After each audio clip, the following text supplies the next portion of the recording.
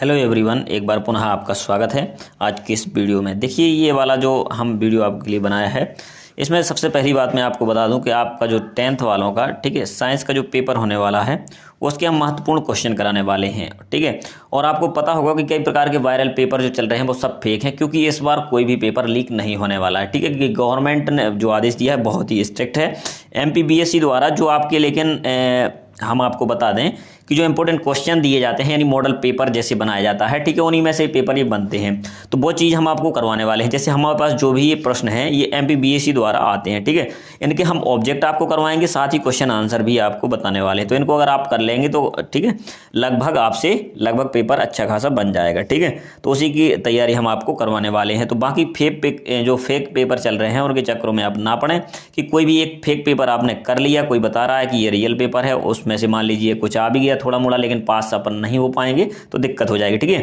इसलिए हमको ज़्यादा से ज़्यादा पढ़ना पड़ेगा, तभी आप पास हो पाएंगे, क्योंकि इस बार फेक पेपर सभी गलत हैं, कोई भी पेपर वायरल नहीं हो रहा है, ठीक है। जो भी यूट्यूब पर पेपर अपलोड किए जाते हैं वो सब रियल पेपर नहीं है, ठीक है। उसमें से हो सकता है कि कुछ आ जाए, बाकी ऐसा नहीं है कि पूरा का पूरा पेपर आएगा, कि जैसे आप पूरा पेपर रट लेंगे लेकिन उसमें से कुछ आएगा नहीं तो आपको बड़ी समस्या होने वाली, ठीक है। तो चलिए स्टार्ट करते हैं और हम आपको साइंस के इंपॉर्टेंट ऑब्जेक्ट बताने वाले हैं और इसके बाद क्वेश्चन आंसर भी हम आपको बताएंगे। आप अगर यही करके जाते हैं तो भी अच्छे खासे नंबर ला सकते हैं, क्योंकि हमारा जो स्टडी मटेरियल है ये टोटल हम एमपीबीएससी जो आता है इंपॉर्टेंट क्वेश्चन वाला वही आपको बताएंगे, ठीक है। फालतू का हम आपको नहीं बताने वाले हैं, ठीक है।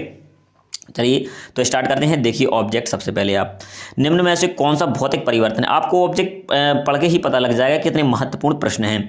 खोलने पानी जैसा जल वाष्प बनना, या एलपीजी का दहन, बर्फ का पिघलना, और साथ ही में इसी प्रकार से अन्य ये वाले ऑब्जेक्ट, ठीक है, बर्फ का पिघल जाना और नमक का पानी में घुलना, ठीक है। इनमें से कौन सा आंसर होगा ये आप मुझे अवश्य बताएं। देखिए अगले प्रश्न की तरफ बढ़ते हैं। ये सभी महत्वपूर्ण प्रश्न हैं, इनको आपको सभी प्रश्नों को करना है, ठीक है।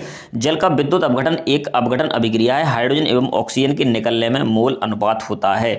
तो कितना अनुपात होता है ये इसका रेशियो भी हमें बताना है। अगर इनके आंसर आपको नहीं पता है तो इनके आंसर भी मैं आपको लिख के दे दूंगा, कोई दिक्कत नहीं है, ठीक है। और साथ ही में इनको आपको अच्छे से तैयार कर लेना है साथ ही। चलिए आगे बढ़ते हैं अगले प्रश्न की तरफ। प्रश्न क्रमांक 3, निम्न में से कौन सा कथन सत्य है। देर समय तक सिल्वर क्लोराइड को सूर्य प्रकाश में रखने पर वह काला पड़ जाता है। तो पहला सिल्वर क्लोराइड के विखंडन से, देखिए इसका स्क्रीनशॉट लेते जाएं, ठीक है। इनके आंसर आपके पास हो तो ठीक है, नहीं तो मैं आपको आंसर भी बता दूंगा, कोई दिक्कत नहीं है, ठीक है।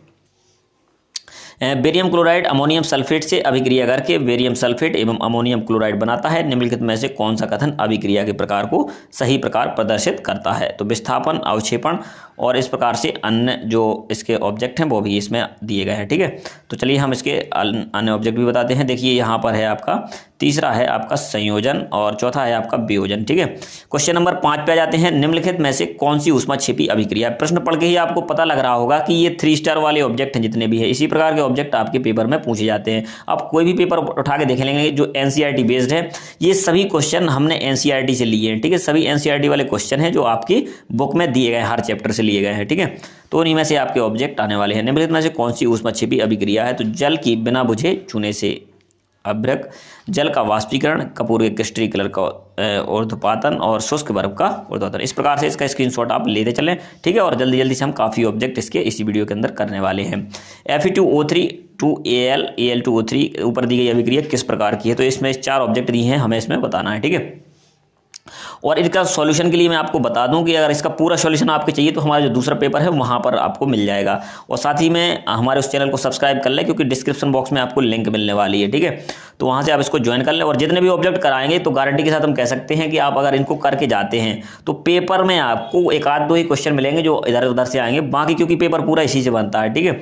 तो वही प्रश्न हम आपको करवाने वाले हैं और लिंक आपको डिस्क्रिप्शन बॉक्स में दी जाएगी ME आर्किटेक्ट के नाम से, ठीक है। ME आर्किटेक्ट के नाम से, तो उसको अपन अवश्य ज्वाइन कर लें, क्योंकि वहां पर हम इसका पूरा सॉल्यूशन आपके लिए डाल देंगे और पीडीएफ भी प्रोवाइड करा देंगे, ठीक है। लिंक आपको डिस्क्रिप्शन बॉक्स में मिल जाएगी इस चैनल की।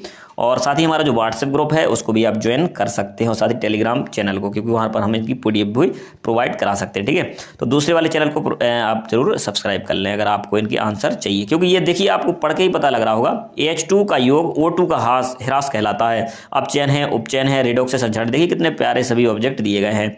यानी आप कोई भी, अगर आप अभी परीक्षा बुदाई नहीं है, अगर आप उनको भी देखते तो इससे अच्छे ऑब्जेक्ट उसमें नहीं मिल सकते, यही इसी प्रकार के ऑब्जेक्ट उसमें मिलने वाले, ठीक है। 8वां, जिन अभिक्रियाओं में ऊष्मा का अवशोषण होता है उन्हें क्या कहते हैं। 9वां, निम्न में से कौन सा एक रासायनिक परिवर्तन की विशेषता नहीं है।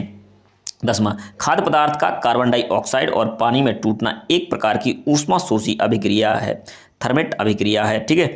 तो और विकृत नंदगा या कोई नहीं, इनमें से देखिए अब इस प्रकार से सभी ऑब्जेक्ट दिए हैं, तीसरा उसका चौथा, ये तीसरा चौथा ये है यहाँ पे, ठीक है, यहाँ दिया है। तो इस प्रकार से देखिए MPBSE वेबसाइट, यानी बिल्कुल जो MP बोर्ड के द्वारा जो क्वेश्चन आंसर दिए जाते हैं, प्रोवाइड कराए जाते हैं, बिल्कुल वही हम आपको करवाने वाले हैं, क्योंकि हमें पता है, ठीक है, क्योंकि अगर आप हमारे चैनल से जुड़े हुए हैं तो हम आपका नुकसान नहीं करा सकते हैं, ठीक है।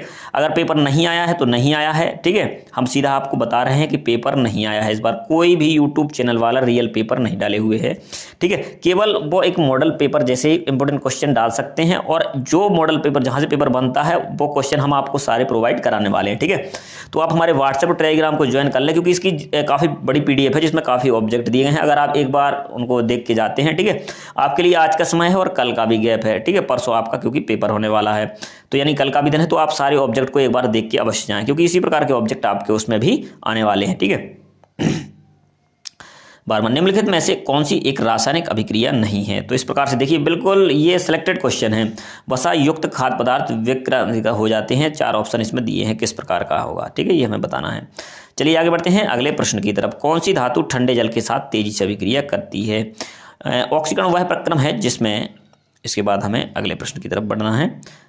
आगे देखेंगे अगला, सोने व प्लेटिनम गलाने वाले अम्ल का नाम क्या है। एक्वा रेजिया, ठीक है, और इस प्रकार से हमें इसमें बनाना है कि 4 में से कौन सा एक्वा रेजिया है, सांद्र HCl है, या कौन सा है 4 में से। 20वां, उस गैस का नाम है जो पॉप ध्वनि से जलती है। इस प्रकार से इसमें 4 ऑब्जेक्ट भी दिए गए हैं, ठीक है। आपको देख के पता चल रहा होगा बिल्कुल अच्छे लेवल के सभी ऑब्जेक्ट हैं, इसी प्रकार के ऑब्जेक्ट आपके उसमें पेपर में आने वाले हैं। हम गारंटी के साथ कह सकते हैं 100% के साथ कि आपके इसमें से लगभग, अगर उसमें से हम जैसे आपके मान लीजिए साइंस है तो 30 का प्रैक्टिकल होगा, 70 नंबर का आपका पेपर होगा, तो उसके अंतर्गत आपके अच्छे खासे नंबर आप ला सकते हैं, ठीक है। 70 में से लगभग सभी क्वेश्चन आपसे बन जाएंगे। 16, लंबे समय तक सेवन ना करने पर सूखे मेवे सड़ जाते हैं क्योंकि ताप में परिवर्तन, जंग लगना, ठीक है। इसके बाकी के ऑब्जेक्ट यहाँ पे दिए गए थे 2, ठीक है, विक्रांतिकता और कोई नहीं, इस प्रकार से। तो यहाँ तक हमने ऑब्जेक्ट कर लिए हैं। यहाँ से देखिए, और ये भी आपको अच्छे से तैयार कर लेना। निम्न में से कौन सा लवण क्रिस्टलन जल युक्त नहीं है और पाचन के समय आमाशमिक पाचक रसों का pH मान कितना होता है, ठीक है। तो ये pH वाले क्वेश्चन यानी अम्ल और क्षार वाला जो चैप्टर है उससे आए हैं, ठीक है। तो इसी प्रकार से सभी महत्वपूर्ण प्रश्न हैं आपको देखने को मिल रहे हैं जो हमारे चैनल पर, ठीक है।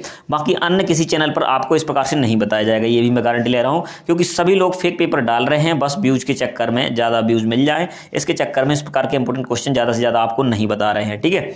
तो हम, लेकिन हमारा कर्तव्य है कि आपको सही जो सच्चाई है उससे अवगत कराना है, साथ ही जो रियलिटी है वो भी आपको हम बताएं, ठीक है, क्योंकि आप हमारे चैनल से जुड़े हुए हैं और आज के लिए नहीं भविष्य के लिए भी हम आपके साथ ये बुरा बर्ताव नहीं कर सकते, ठीक है। तो इसलिए इंपॉर्टेंट, यदि हमने कोई मॉडल पेपर भी बना के डाला होगा तो गारंटी के साथ उसमें से हमने अपने अनुभव के आधार पर उसमें इतने महत्वपूर्ण प्रश्न डाले होंगे कि उनमें से गारंटी के साथ कुछ ना कुछ आपके लिए काफ़ी प्रश्न आए होंगे, जिससे आपकी काफ़ी मदद भी हुई होगी, ठीक है।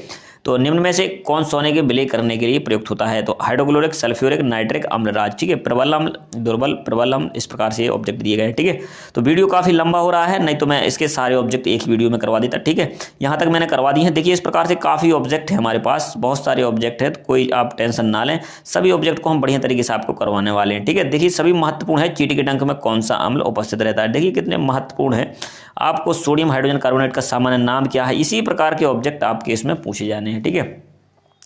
तो जल्दी से, यदि आपने हमारा चैनल सब्सक्राइब नहीं किया है तो उसको सब्सक्राइब भी कर लें, क्योंकि अन्य जो हम ऑब्जेक्ट लाने वाले हैं और इसके जो क्वेश्चन आंसर लाने वाले हैं वो हमारे इसी चैनल पर अपलोड किए जाने, ठीक है। बाकी फालतू के फेक पेपर के चक्करों में नहीं पड़े आप। जो भी हम इंपॉर्टेंट क्वेश्चन करवा रहे हैं मॉडल पेपर के, वही आप कर लें, ठीक है। जितना भी मॉडल क्वेश्चन जो MPBSE के द्वारा आता है, ठीक है, उसी को आप कर लें। बाकी फेक पेपर के चक्कर में ना पड़े कि कोई कहता है कि 100% आएगा, तो किसी से 100% एक पेपर से नहीं आने वाला, ठीक है। अगर इस प्रकार से काफ़ी ऑब्जेक्ट कोई कराता है एक चैप्टर से, जैसे हम करा रहे हैं 10 से 15 ऑब्जेक्ट करा रहे हैं या फिर उससे भी ज़्यादा, ठीक है, अगर आप इनको पढ़ के चले जाते हैं तो गारंटी के साथ हम कह सकते हैं कि आप बढ़िया नंबर ला सकते हैं, ठीक है। चलिए मिलते हैं अगले वीडियो के अंदर। और मैं जैसा कि आपको बताया इसका सॉल्यूशन भी आपको मिल जाएगा। हमारा जो सेकंड चैनल है AME टेक, उस पर हम उसका आपका सॉल्यूशन भी इसका डलवा देंगे कि इनके आंसर आपको लगभग कुछ प्रश्नों के नहीं पता होंगे, ठीक है। तो आप जाके वहाँ पर ज्वाइन अवश्य हो जाए। थैंक यू, मिलते हैं अगले वीडियो के अंदर।